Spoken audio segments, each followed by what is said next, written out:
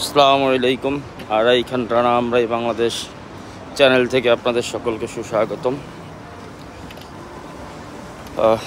চায়নার উদ্দেশ্যে রওনা হলাম। মহান রব্বুল আলামিনের অশেষ কৃপায় আমরা বিমানে উঠলাম এবং যথারীতি বিমান সময়ের মধ্যে ছেড়ে দিয়েছে। আমরা এখন দেখতে পাচ্ছেন মাঝ আকাশে আছি।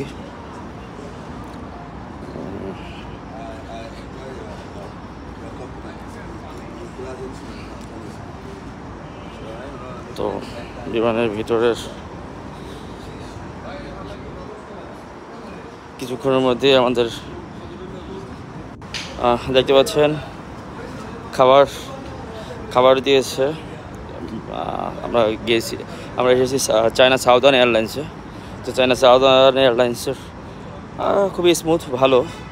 ওর মধ্যে তারা একটা বান দিয়েছেন, বান খাওয়ার জন্য বাটার দিয়েছে, কলা, একটা চকলেট, তারপর হচ্ছে হাত ধোয়ার টিস্যু, চামিচ,